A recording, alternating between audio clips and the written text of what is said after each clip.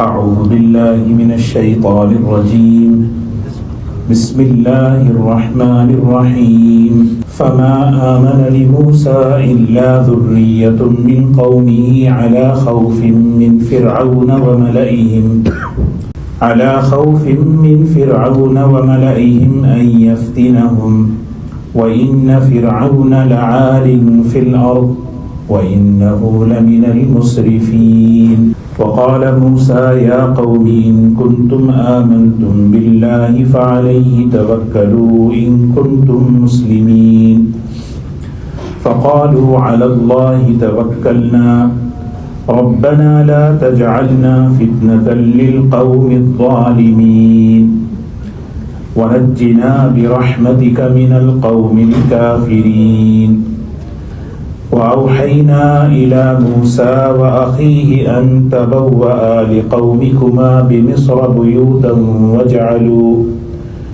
واجعلوا بيوتكم قبلة وأقيموا الصلاة وبشر المؤمنين وقال موسى ربنا إنك آتيت فرعون وملأه زينة وأموالا في الحياة الدنيا ربنا ليضلوا عن سبيلك ربنا اطمس على أموالهم واشدد على قلوبهم فلا يؤمنوا حتى يروا العذاب الأليم قال قد أجيبت دعوتكما فاستقيما ولا تتبعان سبيل الذين لا يعلمون وجاوزنا ببني إسرائيل البحر فأتبعهم فرعون وجنوده بغيا وعدوا حتى إذا أدركه الغرق قال آمنت أنه لا إله إلا الذي آمنت به بنو إسرائيل وأنا من المسلمين الآن وقد عصيت قبل وكنت من المفسدين فاليوم ننجيك ببدنك لتكون لمن خلفك آية وإن كثيرا من الناس عن آياتنا لغافلون. سیدنا موسیٰ علیہ السلام کا واقعہ ہے. قرآن پاک میں نبیوں کے جو واقعات ہیں بہت بڑے مقصد کے لیے ہوتے ہیں اور سیکھنے کے لیے ہوتے ہیں. حضرت موسیٰ علیہ السلام کا یہ واقعہ ہے. نبیوں کی جب بھی محنت شروع ہوئی ہے اگر ہم دیکھیں تو اس میں سب سے پہلے ان کی دعوت پر لبیک کہنے والے نوجوان ہوتے تھے، کیونکہ اللہ تبارک و تعالی نبیوں کو دنیا میں ماحول کے بدلنے کے لیے بھیجتے ہیں کہ ماحول بدلے، اور ماحول بدلنے کے لیے ایک بہت ہی ظاہری اعتبار سے بھی ایک قوت چاہیے. تو اللہ تبارک و تعالی حضرت محمد صلی اللہ علیہ وسلم کی اگر سیرت دیکھیں اس میں جو ہے اس میں حضرت ابوبکر رضی اللہ تعالیٰ عنہ، حضرت عمر رضی اللہ تعالیٰ عنہ،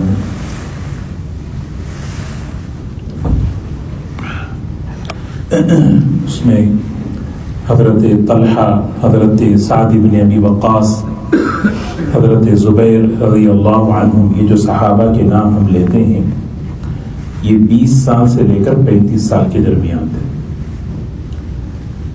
محدثین نے 20 سال سے کم عمر کے صحابہ کو الگ جمع کیا اور 20 سے 30 سال کے صحابہ کو الگ جمع کیا جو اولین حضور صلی اللہ علیہ وسلم کی دعوت پر ایمان لے کر آئے.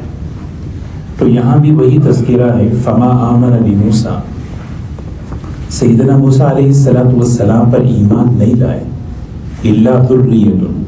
یہاں ذریۃ کا ترجمہ مفسرین نے کیا ہے کچھ نوجوان کھڑے ہو گئے اور جو ماحول تھا فرعون کا، جس زمانے میں قتل کا حکم دیا تھا. سوچیں وہ قتل کا ماحول، وہ فساد کا ماحول، اس ماحول میں ایمان لانا ایک بہت بڑی بات تھی.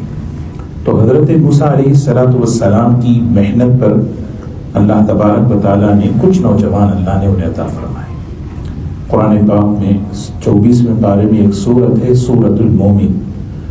وہ ایک سورۃ المومن وہ موسیٰ علیہ السلام پر جو ایمان لے کر آئے تھے نوجوان، ان کا تذکرہ ہے، ان کے نام پر وہ سورت ہے. وقال رجل مؤمن من آل فرعون یکتم ایمانہ اتقتلون رجلا ان یقول ربی اللہ. یہاں سے یہ پورا تقریباً 2 رکوع وہ نوجوان فرعون کے دربار میں کھڑے ہو کر تقریر کرتا ہے، بالکل ڈنکے کی چوٹ پر، بغیر کسی ڈر کے خوف. تو حضرت موسیٰ علیہ السلام پر ایمان لانے والوں میں حضرت آسیہ اور حضرت آسیہ کی خادمہ، فرعون کی بیٹی تھی، بیٹی کی خادمہ، وہ سب جو ہے نا اگر دیکھیں وہی تذکرہ کر رہے ہیں. فما آمن لموسیٰ، موسیٰ علیہ السلام پر ایمان جو لے کر آئے، الا ذریۃ من قومہ، اس قوم کے کچھ نوجوان نسل. اور کیسے لے کر آئے؟ علی خوف من فرعون وملئہ، دل ہی دل میں ڈر تھا، ڈرتے تھے فرعون کے اور فرعون کے دربار کے خوف سے. ان کے حالات ایسے تھے جو بھی ایمان قبول کرتا اس کو جو ہے اٹھا کے جو ہے سزا دے دیتا، اور سزائیں زبردست دیا کرتا تھا. خود حضرت آسیہ بڑی چہیتی بیوی تھی، ایسی سزا دی کہ رونگٹے کھڑے ہو جائیں حضرت آسیہ رضی اللہ تعالی عنہ کی استقامت پر. وہ فرعون ذی الاوتاد، قرآن میں اللہ تعالیٰ نے فرعون کا ایک لقب بیان کیا، میخوں والا. جب کسی کو سزا دیتا دیوار پہ کھڑا کر کے میخیں جو ہے نا ٹھوک دیتا. ایسی سزائیں تھیں، نئی نئی طریقوں سے سزائیں دیتا تھا. لیکن کچھ نوجوان تھے، ہمت کی انہوں نے، اور ہمت کر کے وہ ایمان لے کر آئے. اور ان کے دل میں یہ خوف تھا ان یفتنہم، کہ کہیں وہ ہمیں آزمائش میں نہ ڈالے اور اس آزمائش کی وجہ سے ہمارا ایمان نہ نکل جائے. جان کا خوف نہیں تھا، مال کا خوف نہیں تھا، خوف ان کو صرف اس بات کا تھا کہ کہیں ہمارا ایمان ہم سے نہ نکل جائے. اور یہ ڈرتے اس لیے تھے وَإِنَّ فِرْعَوْنَ لَعَالٍ فِي الْأَرْضِ، فرعون زمین میں بہت بڑائی کیا کرتا تھا، تکبر کرتا تھا کہ میں بڑا ہوں. لَعَالٍ فِي الْأَرْضِ وَإِنَّهُ لَمِنَ الْمُسْرِفِينَ، اور یہ فرعون حد سے تجاوز کرنے والا تھا. فرعون جو ہے کوئی ایک آدمی کا نام نہیں ہے، ایک لقب ہے، جیسے وزیر اعظم ایک لقب ہے. موسیٰ علیہ السلام کے زمانے میں جو وزیر اعظم تھا وہ فرعون، اس کا نام کچھ اور تھا. حضرت یوسف علیہ السلام کے زمانے کا جو بادشاہ تھا اس کا بھی نام فرعون تھا. تو فراعین مصر بڑے بہت گزرے ہیں، اس میں جس نے ربکم الاعلیٰ کا دعویٰ کیا وہ حضرت موسیٰ علیہ السلام کے زمانے کا فرعون تھا. تو حضرت موسیٰ علیہ السلام کے پاس یہ بنی اسرائیل کے یہ نوجوان اور یہ لوگ آئے اور آ کر کہنے لگے اس کا تو ظلم بڑھ رہا ہے، کیسے ہم اس ظلم سے نکلیں، کیسے ہمیں اس ظلم سے نجات ملے، کیسے امن آئے، کیسے ہم عافیت کے ساتھ عبادت کریں. اب حضرت موسیٰ علیہ السلام انہوں نے اللہ سے دعا کی اور اللہ تبارک و تعالیٰ نے جو ہے اصول بتائے، ماحول کے بدلنے سے معاشرے کا انقلاب کیسا ہوتا، ماحول میں تبدیلی کیسے آتی ہے. یہ اصل میں واقعہ ہمیں اس لیے سنا رہے ہیں کہ ہم اپنے ماحول میں اس لائن سے کام کرنا ہے، یہ ہے اصل چیز. تو حضرت موسیٰ علیہ السلام نے فرمایا وقال موسیٰ علیہ السلام نے فرمایا یا قومی ان کنتم آمنتم باللہ، اگر تم اللہ پر ایمان رکھتے ہو، تمہارا ایمان حقیقی اللہ پر ہے کہ اللہ ہے، فعلیہ توکلوا، بس اس پہ بھروسہ کرو، بنیاد اس کو بناؤ کہ مجھے اللہ پہ بھروسہ ہے. جب اللہ پہ بھروسہ ہے یہ چیز دل میں آ جائے تو فرعون، اس کا ظلم، اس کے درباریوں کا خوف تمہارے دل سے نکل جائے گا. ان کنتم مسلمین، اگر تم مسلمان ہو، تابعدار ہو، فرمانبردار ہو. یہ اصول بتا رہے ہیں کبھی بھی قوم کسی بھی آفتوں، مصیبتوں اور کسی بھی ظلم سے نکلنے کا، نجات کا راستہ کیا ہے؟ سب سے پہلی چیز آمنتم باللہ، اللہ پر ایمان ہو، ایمان حقیقی ہو۔ دوسری چیز فعلیہ توکلوا، اللہ پر توکل اور بھروسہ ہو، اعتماد ہو۔ اور تیسری چیز اسلام اس کی زندگی میں ہو۔ تو قوم نے کیا کہا؟ فقالوا علی اللہ توکلنا، سب نے کہا کہ ہمیں اللہ پر بھروسہ ہے۔ خاص طور پہ یہ نوجوانوں کا تذکرہ ہے، انہوں نے کہا علی اللہ توکلنا، ہمیں اللہ پر بھروسہ ہے۔ اور انہوں نے دعا کی، اور یہ دعا اللہ کو اتنی پسند آئی کہ قرآن پاک میں ذکر فرمایا ربنا لا تجعلنا فتنة للقوم الظالمین۔ کتنی بہترین دعا دیکھیں، یہ دعا پڑھتے رہنا چاہیے۔ اے ہمارے پروردگار، لا تجعلنا فتنة، ہمیں فتنہ نہ بنائیے، ہمیں آزمائش کا ذریعہ نہ بنائیے، ہمیں تختہ مشق نہ بنائیے، للقوم الظالمین، ظالموں کے لیے، کہ ظالم فرعون ہے، فرعون کا دربار ہے، فرعون کے ماننے والے ہیں، وہ ہم پر ظلم کریں، ہم مظلوم بنیں۔ اے اللہ ہمیں ایسی حالت سے ہماری حفاظت فرما۔ مسلمان دنیا میں مختلف حالتوں سے گزرتا ہے، اور دنیا میں مختلف مظلومیت کے احوال آتے رہتے ہیں، تو اسی لیے جو ہے نا اہتمام سے یہ دعا کرتے رہنا ہے۔ ربنا، دو دعائیں کی انہوں نے، ایک دعا یہ کی کہ اے اللہ ہمیں کسی ظالم کے ہاتھ کا کھلونا نہ بنا، اس کا تختہ مشق نہ بنا، اس کی آزمائش کا ذریعہ ہمیں نہ بنا۔ اور دوسری چیز وَنَجِّنَا بِرَحْمَتِكَ مِنَ الْقَوْمِ الْكَافِرِينَ، اے اللہ مجھے نجات دے، اے اللہ ہمیں نجات دے دے۔ کس سے؟ غلامی تھے، غلام تھے لوگ، ہر قسم کی غلامی، سیاسی غلامی، اقتصادی غلامی، معاشی غلامی، ذہنی غلامی۔ یا اللہ ہمیں نجات دے دیجئے برحمتک، اپنی رحمت کے ذریعے سے، من القوم الکافرین، اس کافر قوم کے ذریعے، کیونکہ فرعون بنی اسرائیل کو غلام بنا کر رکھا، ہر اعتبار سے غلام۔ تو یہ دعا جو ہے قرآن پاک میں اللہ تعالیٰ نے ہمیں سکھائی، ہمیں بتائی کہ ہم یہ دعا پڑھتے رہیں، کیونکہ دنیا امتحان کی جگہ ہے، اور یہاں امتحان مختلف طریقوں سے آتا ہے۔ ربنا لا، دو باتیں، ایک کیا ہے؟ ربنا لا تجعلنا فتنة للقوم الظالمین، اے اللہ ہمیں ظالم قوموں کا کیا نہ بنا، فتنہ نہ بنا، کہ وہ ہم پر ظلم کریں، زیادتی کریں، اور ہم مظلوم بنیں۔ اور اپنے رحمت سے، اپنے فضل سے ہمیں ان کافروں کی غلامی سے ہمیں نجات عطا فرما۔ دعا کی۔ اب دعا جو ہے صرف دعا پر جو ہے کیا نہیں کیا کہ دیکھیں دعا ہو گئی اب بس ٹھیک ہے، نہیں، اب کام شروع کرنا ہے۔ دعا کرنے کے بعد اب کام شروع کرو۔ اب کام شروع کرنے کے اعمال بتا رہے ہیں۔ اللہ تعالیٰ نے وحی بھیجی موسیٰ علیہ السلام اور ان کے بھائی ہارون علیہ السلام کی طرف۔ وَأَوْحَيْنَا إِلَى مُوسَىٰ وَأَخِيهِ، ہم نے وحی بھیجی موسیٰ اور ہارون علیہ السلام کے پاس، وحی بھیج رہے، حکم دیا، اور حکم کیا دے رہے ہیں؟ 4 باتوں کا حکم دے رہے ہیں۔ یہ 4 باتیں ہمارے لیے بھی ہیں۔ سب سے پہلی بات کیا ہے؟ أَن تَبَوَّأَ لِقَوْمِكُمَا بِمِصْرَ بُيُوتًا، أَن تَبَوَّأَ لِقَوْمِكُمَا بِمِصْرَ بُيُوتًا، بہترین بات کی، فرمایا کہ دیکھو ایک الگ شہر میں اپنی قوم کے لیے ٹھکانے بناؤ۔ حضرت شاہ عبد القادر صاحب رحمۃ اللہ علیہ بڑا بہترین ترجمہ کرتے ہیں، حضرت شاہ ولی اللہ رحمۃ اللہ علیہ کے بیٹے، فرمایا کہ دیکھو الگ سے ایک کمیونٹی بناؤ، الگ سے گھروں کا ماحول بناؤ، کیونکہ ظالموں کے ساتھ جب تم مل جل کر رہو گے تو پھر جب اللہ کی پکڑ آئے گی تو پھر تم بھی ان میں پھنس جاؤ گے۔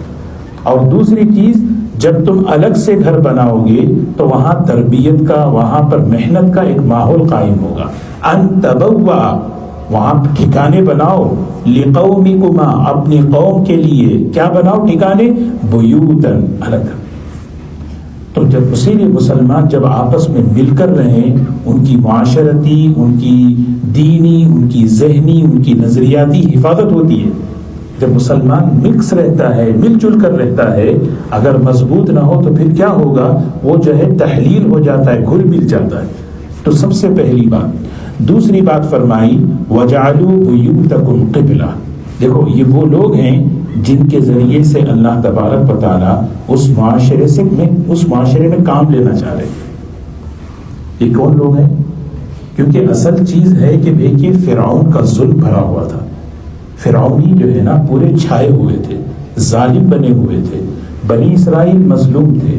اب یہ موسیٰ علیہ السلام اور ان کے ساتھ بنی اسرائیل، اور اس کے بھی بنی اسرائیل میں دو قسم کے لوگ تھے. ایک یہ ہیں جو نوجوان فرعون سے ڈرتے ڈرتے بھی انہوں نے ایمان کا اظہار کر دیا تھا، لیکن بڑی جماعت ایسی تھی جو موسیٰ علیہ السلام پر ایمان لائی تھی لیکن چھپایا کرتی تھی. کیونکہ جس وقت موسیٰ علیہ السلام کو اللہ نے حکم دیا اب یہاں سے نکلو، اللہ کا عذاب آنے والا ہے، 6 لاکھ بنی اسرائیل نکلے تھے. یہ 6 لاکھ میں ایک بڑا طبقہ ایسا تھا جو اپنے ایمان کو چھپایا ہوا تھا، کیونکہ فرعون ہے اسی کا فرعون برداشت ہی نہیں کرتا تھا اس کے علاوہ کوئی خدا کرے. کچھ نوجوان تھے جو کھل کر ڈنکے کی چوٹ پر جو کہتے اور ان پر حالات آتے تھے اور وہ دعائیں کرتے تھے. تو حضرت موسیٰ علیہ السلام کو حکم دیا جا رہا ہے سب سے پہلے کہ آپ ایک ماحول بنائیں ایک الگ، اور وہاں پر دوسرا کام یہ کرنا ہے کہ وَجَعَلُوا بُيُوتَكُمْ قِبْلَةً، اپنے گھروں کے اندر قبلہ بناؤ. قبلے کا مطلب یہ ہے کہ تمہارے گھروں کا رخ بیت المقدس جو تمہارا قبلہ ہے اس طرف ہو. یہاں پر حضرت شاہ ولی اللہ صاحب رحمۃ اللہ علیہ بڑی بہترین بات لکھتے ہیں کہ اللہ تبارک و تعالی جب کسی فرد کو، کسی قوم کو ماحول کے بدلنے کے لیے اللہ قبول کرتے ہیں تو سب سے پہلے اس کی ذات بھی بنے اور اس کے ذریعے سے اس کا گھر بھی بنے. کیونکہ گھر بنے گا تو معاشرہ بنے گا، گھر نہیں بنے گا تو معاشرہ نہیں بنے گا. یہ ترتیب ہے. سب سے پہلے آدمی ماحول بنائے اور پھر اپنے گھر کے اندر وَجَعَلُوا بُيُوتَكُمْ قِبْلَةً. اب قبلہ کا دوسرا ترجمہ مرکز، کہ اپنے گھروں کو عبادت کا مرکز بناؤ.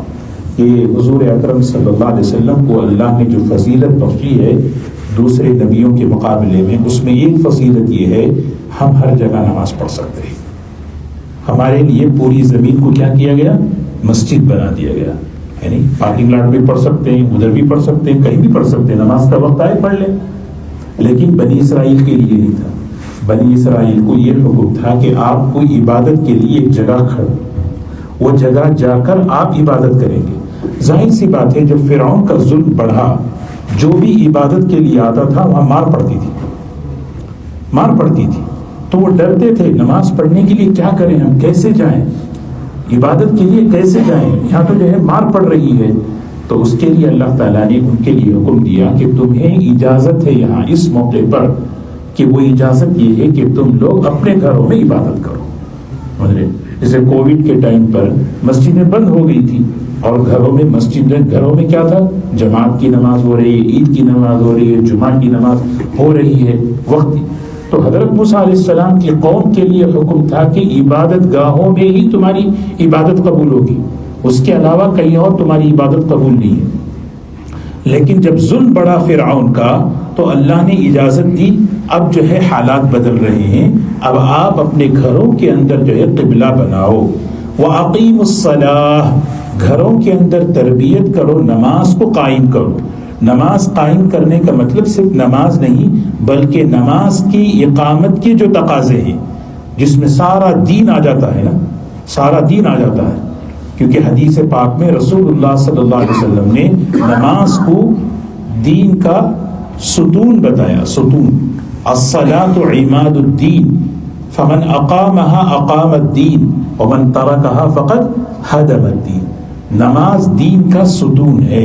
نماز قائم کیا تو دین قائم رہے گا، نماز کو ڈھا دیا تو دین ڈھا دیا.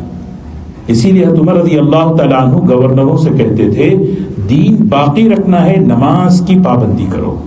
تو وَأَقِيمُوا الصَّلَاةَ، یہ 4 باتیں جب تمہارے اندر پیدا ہو جائیں، سب سے پہلے کیا ہے، 3 باتیں تو اپنی ذات کے اعتبار سے، ایمان ہو، اللہ پر بھروسہ ہو، اسلام ہو، اور 3 باتیں اپنے معاشرے کے اندر کہ اپنی کمیونٹی کو الگ کرو.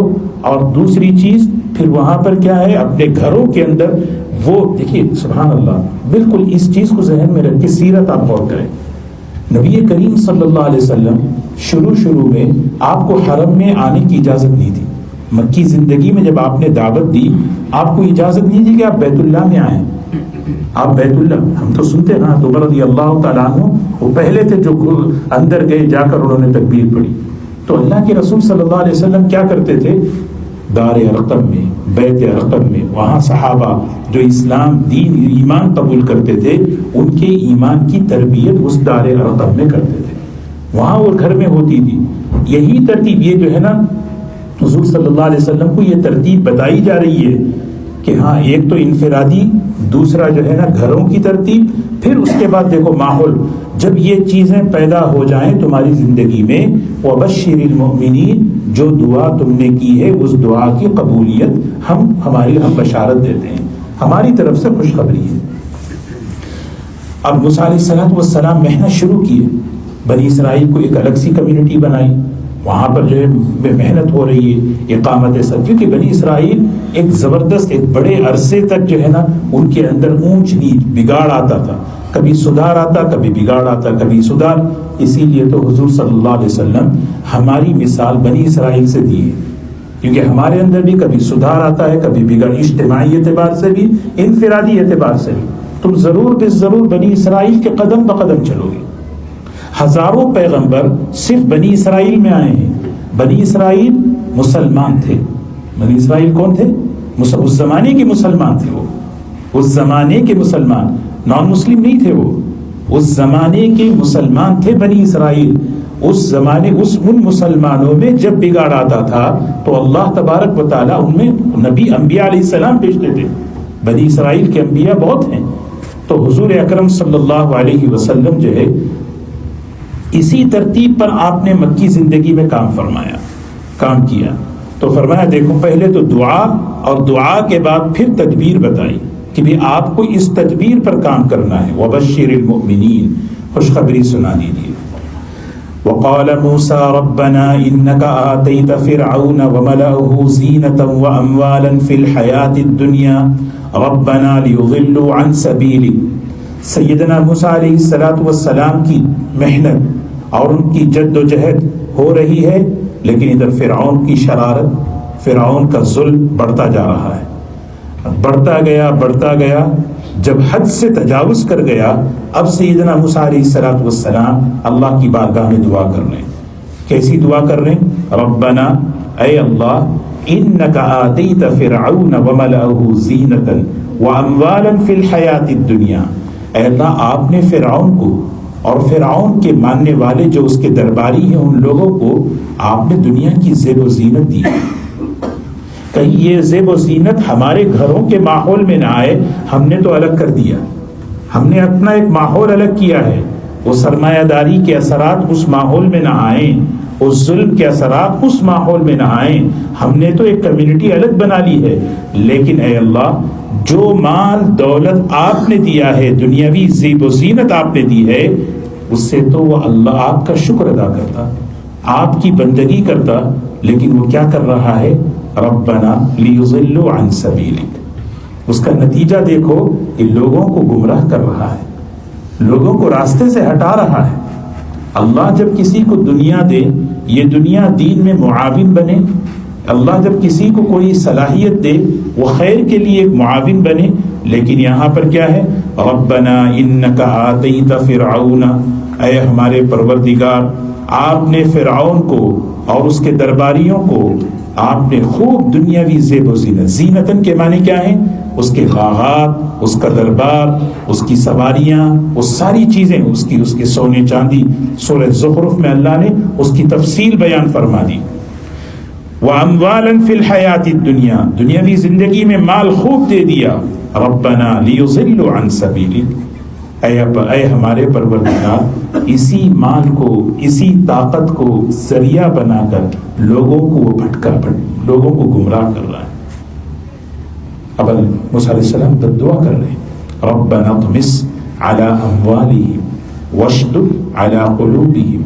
اے اللہ، اس کے مالوں کو مٹا دے، اس کے مالوں کو، اطمس کہتے ہیں مال ہے، اس کو جو ہے اس کو مٹا دے، اس کی حقیقت کو مٹا دے. ایسے مٹی کہ سونا ہے سونا پتھر بن گیا. سیدنا عمر ابن عبدالعزیز رحمۃ اللہ علیہ کے زمانے میں مصر میں وہاں پر ایک خزانہ ملا. وہ خزانہ اس میں جو ہے انڈے تھے, انڈے ہے نا انڈے, وہ انڈے پتھر کے بن چکے تھے, پتھر کے. ربنا موسیٰ علیہ السلام, حضور اکرم صلی اللہ علیہ وسلم کی حدیث ہے مسلم شریف میں, فرمایا ہر نبی کو اللہ نے ایک خاص اسپیشل دعا دی, خاص اسپیشل دعا. ویسے نبیوں کی دعائیں ہیں لیکن ایک خاص دعا ہوتی ہے, کہا کہ یہ دعا, اور ہر نبی نے وہ دعا دنیا میں استعمال کر لی. سیدنا نوح علیہ السلام, سیدنا موسیٰ علیہ السلام, سیدنا ابراہیم علیہ السلام, ہر نبی نے وہ دعا, وہ جو چوائس تھی وہ دعا استعمال کر لی. وَإِنِّي أَخْتَبَأْتُ دَعْوَتِي لِشَفَاعَةِ أُمَّتِي, میں نے اپنی دعا کو محفوظ کر لیا قیامت کے دن میری امت کو شفاعت کرنے کے لیے.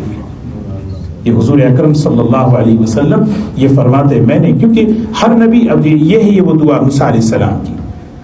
اب دیکھنے میں یہ پتا چل رہا ہے کہ بد دعا ہے, لیکن آپ سوچیں جب بات سر سے اوپر چڑھ جائے. نبی کریم صلی اللہ علیہ وسلم کی سیرت میں بھی ہے, جب دشمنوں نے بنو نذیر بنو قریظہ نے جب آپ کو ستایا تنگ کیا, آپ 1 مہینے تک بد دعا کرتے رہے. اللہ تعالیٰ نے فرمایا بس کیجئے نبی جی, بس کر دیجئے بس. کیوں؟ اس لیے کہ اس میں حکمت ہے, اس میں بہت سے لوگ آگے چل کر ایمان بننے والے ہیں. تو بعض مرتبہ جب بات حد سے تجاوز کر جاتی ہے, یہ اختیار دیا جاتا ہے. تو سیدنا موسیٰ علیہ السلام جس مال کو اللہ نے دیا وہ مال اللہ کے خیر کے لیے استعمال ہو, وہ اللہ کے دین میں رکاوٹ کے لیے استعمال ہو رہا ہے. ربنا اطمس علی اموالہم, اے اللہ اس مال کو جو ہے نا کیا کر دے, مٹا دے. واشدد علی قلوبہم, اللہ اکبر, یا اللہ ان لوگوں کے دلوں کو سخت کر دے. دل کی سختی بھی بہت بڑی مصیبت ہے. واشدد علی قلوبہم, دل سخت ہو جانا, اس لیے حدیث میں آتا ہے اللہ کی رحمت سے دور کرنے والی جو چیز ہے وہ قلب القاسی ہے. جس آدمی کا دل سخت ہو جاتا ہے وہ اللہ کی رحمت سے دور ہو جاتا ہے. فرمایا واشدد علی قلوبہم, ان کے دلوں کو سخت کر دیجیے. فلا یؤمن حتی یروا العذاب العلیم, جب تک آپ کا عذاب نہ دیکھیں یہ ایمان نہیں لانے والے. موسیٰ علیہ السلام نے کہہ دیا. قال, اللہ تعالیٰ نے فرمایا قد اجیبت دعوتکما, قد اجیبت دعوتکما.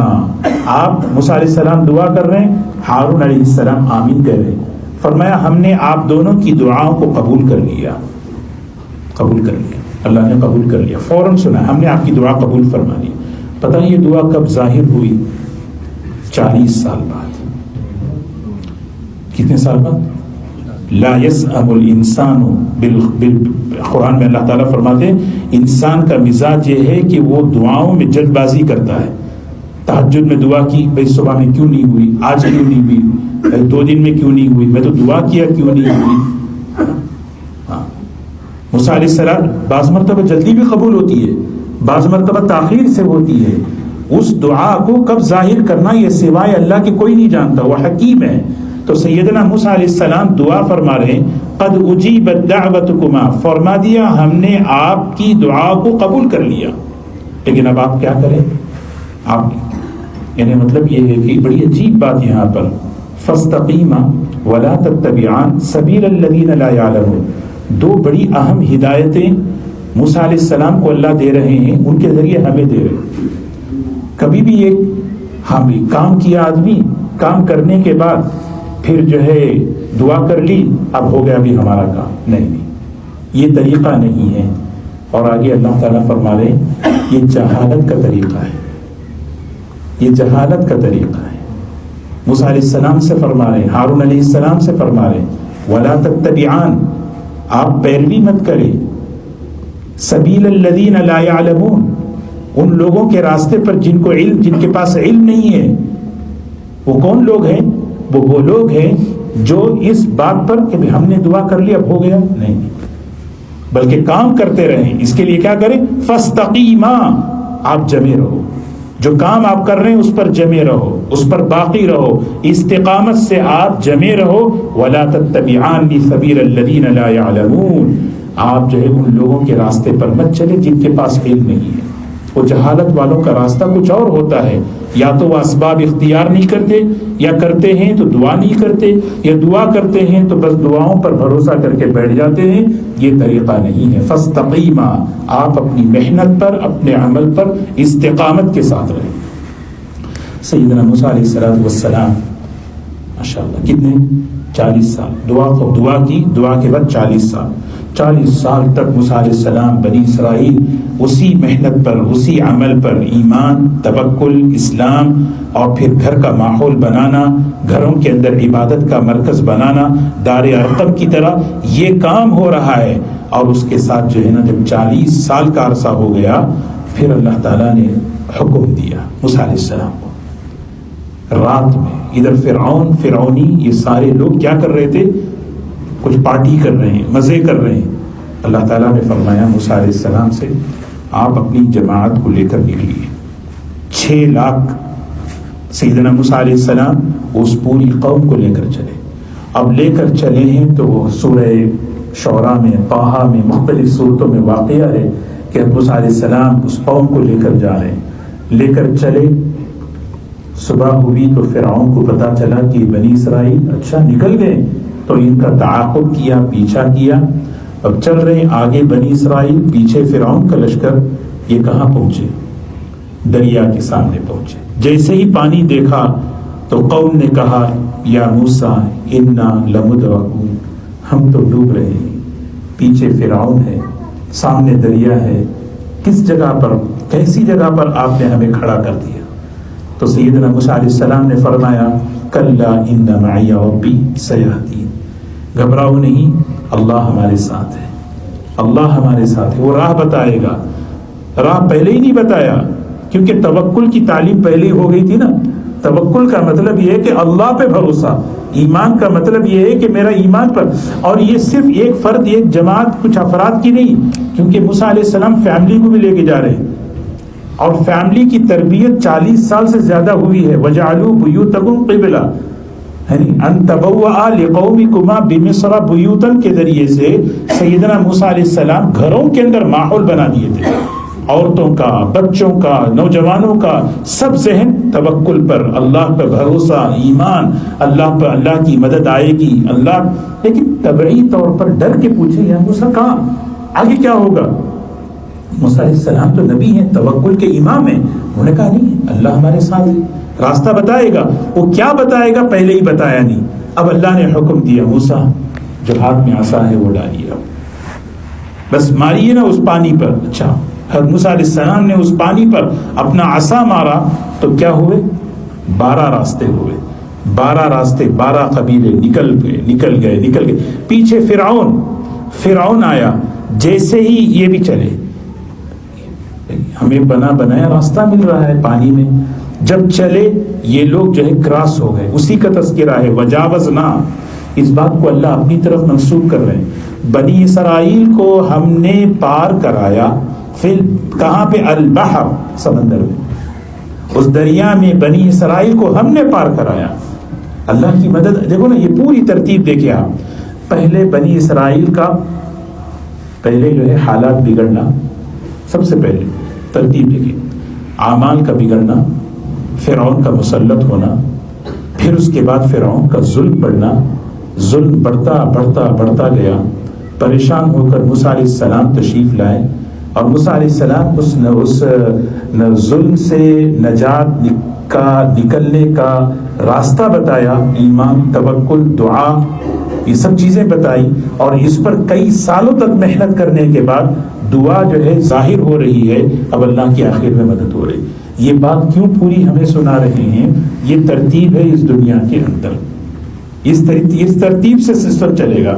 تو فرمایا وَجَاوَزْنَا بِبَنِي إِسْرَائِيلَ الْبَحْرَ فَأَتْبَعَهُمْ فِرْعَوْنُ وَجُنُودُهُ بَغْيًا وَعَدْوًا، پیچھے سے فرعون، اس کا لشکر بغاوت کے ساتھ، شرارت کے ساتھ، اور عدوا کہتے ہیں بالکل یعنی تکبر کے ساتھ پیچھے سے آ رہے، ہم پکڑیں گے، ہم پکڑیں گے۔ جب موسیٰ علیہ السلام کی پوری جماعت نکل گئی تو اللہ نے حکم دیا اس پانی کو مل جاؤ۔ کیا ہوا؟ حتی اذا ادرکہ الغرق، ساری ٹیم، ساری جو ہے نا فرعون، سب کے سب مر گئے، اس میں ڈوب گئے۔ یہ فرعون جب ڈوب رہا تھا نا، حتی اذا ادرکہ الغرق، یہ جب ڈوب رہا تھا پانی میں اندر آ گیا، تو اس موقع پر اس نے ایک بات کہی، آمنت انہ لا الہ الا الذی آمنت به بنو اسرائیل۔ کہیں بھی کیا رہا ہے دیکھیں، میں اس اللہ پر ایمان لایا جو جس اللہ پر بنی اسرائیل ایمان لے کر آئے، کیونکہ اس کو اپنی خدائی پر اتنا ذوق تھا کہ اس نے اللہ کا تعارف معلوم ہی نہیں کیا۔ یہ بنی اسرائیل جس اللہ پہ ایمان لاتے ہیں میں اس اللہ پہ ایمان لاتا ہوں۔ ایک جگہ فرمایا موسیٰ اور ہارون کے رب پر ایمان لاتا ہوں، اس کو پتہ ہی نہیں تھا کہ بھئی کہ ہمارا رب کون ہے، میں موسیٰ اور ہارون کے رب پر ایمان لاتا ہوں، میں بنی اسرائیل کے رب پر ایمان لاتا ہوں۔ تو روایت میں آتا ہے جبرائیل علیہ السلام مٹی اٹھا کر اس کے منہ پر ڈالتی، مٹی اٹھا کر منہ پر ڈال رہے ہیں اور کہہ رہے ہیں آل آن، اب یعنی اب، حالانکہ سوچیں کب کا ہی لانا چاہیے تھا، کب لانا چاہیے تھا پتہ ہے؟ آپ دیکھیں اللہ نے فرعون کو جتنی مہلت دی ہے نا، ہم سوچ نہیں سکتے، یہ اللہ کی صفت رحمت ہے۔ جس وقت فرعون نے کہا ربکم الاعلی، اللہ چاہتا تو اسی وقت پکڑتا، اللہ نے نہیں پکڑا۔ اللہ سمجھا رہے ہیں تو خدا نہیں ہے، دیکھ تو بچوں کو قتل کر رہا ہے، میں تیرے ہی گھر میں اسی وقت کیا کرتا ہوں، موسیٰ کو پیدا کر کے بتاتا ہوں۔ اللہ تعالیٰ چاہتے تو موسیٰ علیہ السلام کی والدہ سے کہتے مصر میں جو ہے بڑے حالات سخت ہیں، آپ کہیں اور چلے جائیے، وہاں بچے کی ولادت ہو تو پھر آئیے۔ کہا نہیں، اللہ اپنی قدرت بتا رہے ہیں، یہیں پر تم بچے کی جو ہے ولادت ہوگی۔ اور پھر اس بچے کو جو ہے نا کیا کیا، فرعون کے محل میں پلوایا، پھر اس کے سامنے اس کی بیوی ایمان لائی، وہ بیوی کی استقامت، خادمہ کی استقامت، یہ سب لوگ سب دکھا رہے ہیں اللہ تعالیٰ، لیکن وہ جو ہے اتنا سخت تھا۔ اب جب پکڑ آئی اللہ تعالیٰ کی طرف سے، یہ پکڑ ہے آل آن وقد عصیت قبل وکنت من المفسدین، اب ایمان آ رہے۔ حدیث میں آتا ہے ایمان اس وقت تک اللہ قبول کرتے ہیں جب تک غرغرہ نہ ہو، توبہ اس وقت تک قبول کرتے ہیں جب تک غرغرہ نہ ہو۔ تین چیزیں ہوتی ہیں، ایک تو ہم جاگ رہے ہیں اس وقت، ہم سب جاگ رہے ہیں الحمدللہ، ایک ہے سوتے ہیں، ایک ہے سو رہے ہے نا، بالکل سو رہے۔ درمیانی ایک حالت ہوتی ہے، یعنی میں سونے کے وقت بتا رہا ہوں، بیان کے وقت نہیں، اور زیادہ بیان کے وقت ہوتی ہے کہ وہ حالت یہ ہے کہ آدمی سوتا بھی ہے اور سنتا بھی ہے نا، عالم منام میں بھی جاتا ہے، سونے میں بھی جاتا ہے، اور کیا بول رہے ہیں حضرت بیان میں وہ بھی سن رہے ہیں، ہے نا۔ یہ ہے تیسری پوزیشن۔ بالکل انتقال کے موقع پر بھی یہی سچویشن آتی ہے۔ یہ بتانا چاہوں گا کہ انسان جو ہے زندگی ہے، ایک ہے موت، حیات اور موت۔ جب موت کا وقت آتا ہے تو اس وقت جو ہے نا غیب کھلتا ہے، فرشتے نظر آنا شروع ہوتے ہیں۔ جہاں فرشتے ایک طرف نظر آ رہے ہیں، دوسری طرف اپنے رشتہ دار بھی اس کو نظر آ رہے ہوتے ہیں۔ وہ وقت ہوتا ہے جس وقت توبہ قبول ہوتی ہے، وہ وقت ہوتا ہے جب توبہ کے دروازے بند ہو جاتے ہیں، وہ وقت ہوتا ہے۔ اس سے پہلے، ہاں اس سے پہلے بالکل اللہ تعالیٰ کی طرف سے، یہاں تک کہ علماء نے لکھا ہے، مثال کے طور پر سمجھنے کے لیے، ایک آدمی کو جو ہے نا پھانسی کی سزا ہوئی،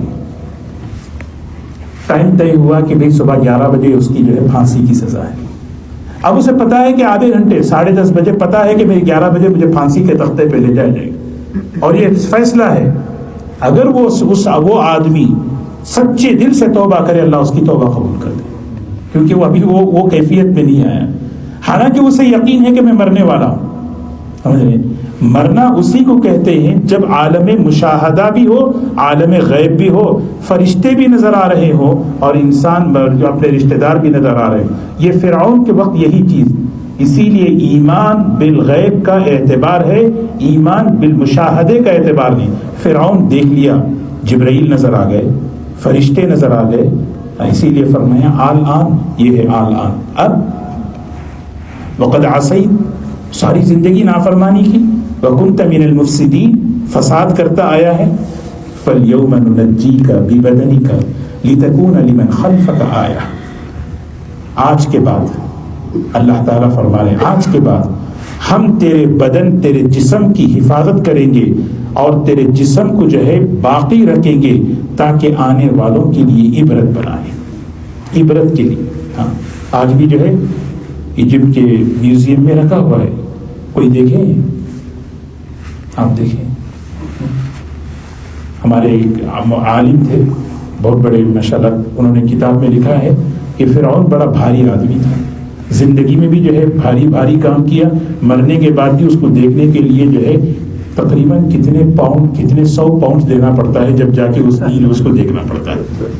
ہم سمجھ رہے تھے کہ بھئی اس کو فری میں دکھایا جائے گا، حالانکہ جہاں میوزیم ہے ایک ٹکٹ ہے کہ عام دیکھنے کی چیزیں ہیں، ایک خاص فرعون کو دیکھنے کے لیے ایک ٹکٹ ہے، وہاں بھی اس کی ٹکٹ اتنی ہے کہ مصر میں کون سی کرنسی چلتی ہے پتہ نہیں، یورو چلتی ہوگی وہاں پہ۔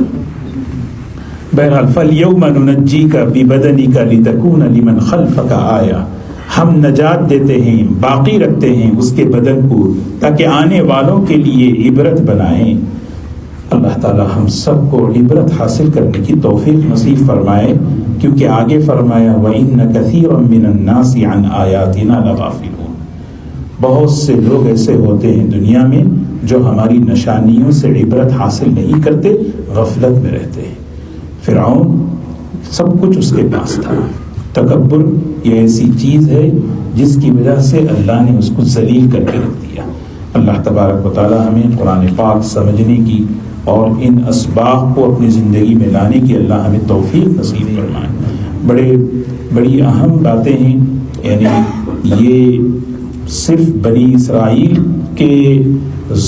اسرائیل کو مصیبت سے نکلنے کے اسباب نہیں ہیں، بلکہ ہمارے لیے اور قیامت تک آنے والی امت، انفرادی ہو یا اجتماعی ہو، کوئی بھی حالات میں آدمی پھنسے تو ان واقعات کی روشنی میں دیکھ کر اس سے ہم جو ہے کیا ہے اپنے اللہ پر بھروسہ ہو، توکل ہو اللہ پر، ایمان حقیقی ہو، دعاؤں کا اہتمام ہو، اور پھر اپنے گھر کے اندر فوکس کر کے اپنے گھر کے اندر وہ ماحول بنائیں، پھر اللہ تبارک و تعالیٰ جو ہے دعاؤں کو قبول فرماتے ہیں۔ اللہ ہم سب کو عمل کی توفیق نصیب فرمائیں۔ ماشاءاللہ شعبان کی پہلی تاریخ ہے آج، اللہ تبارک و تعالیٰ ہم سب کے لیے، پوری امت کے لیے خیر کا برکت کا ذریعہ فرمائیں۔ ہلال و رشد خیر و سعادہ، نبی کریم صلی اللہ علیہ وسلم دعا فرماتے تھے ہلال خیر و رشد و سعادہ، یہ چاند ہمارے لیے پوری امت کے لیے خیر کا، رشد کا، سعادت کا ذریعہ بنے۔ اللہ تعالیٰ ہم سب کو عافیت کے ساتھ رمضان المبارک تک اللہ تعالیٰ پہنچائے۔ شہر القرآن، اس کو شہر القرآن فرمایا کرتے تھے تابعین۔ سیدنا انس رضی اللہ تعالیٰ عنہ فرماتے ہیں شعبان کا جب چاند دکھتا تو ہم صحابہ 3 کام کرتے تھے۔ سب سے پہلا کام قرآن پاک کی تلاوت شروع کرتے۔ شروع کا مطلب یہ ہے کہ پہلے سے زیادہ، ایسا نہیں کہ جب رمضان آئے گا تو کریں گے، کوئی بھی گاڑی اچانک پک اپ نہیں لیتی ہے، تھوڑا سا جو ہے چلتے چلتے چلتے پھر رمضان میں جو ہے نا انشاءاللہ۔ تو ایک تو تلاوت ابھی سے ہم بڑھانا ہے، دوسرا کام اپنے اوقات کو مرتب کرنا، ترتیب دینا، تیسرا کام اپنے صدقات اور زکوٰۃ کی ترتیب بنا دی کہ بھئی کیونکہ رمضان سخاوت کا مہینہ ہے تو ابھی سے جو ہے ہماری ترتیب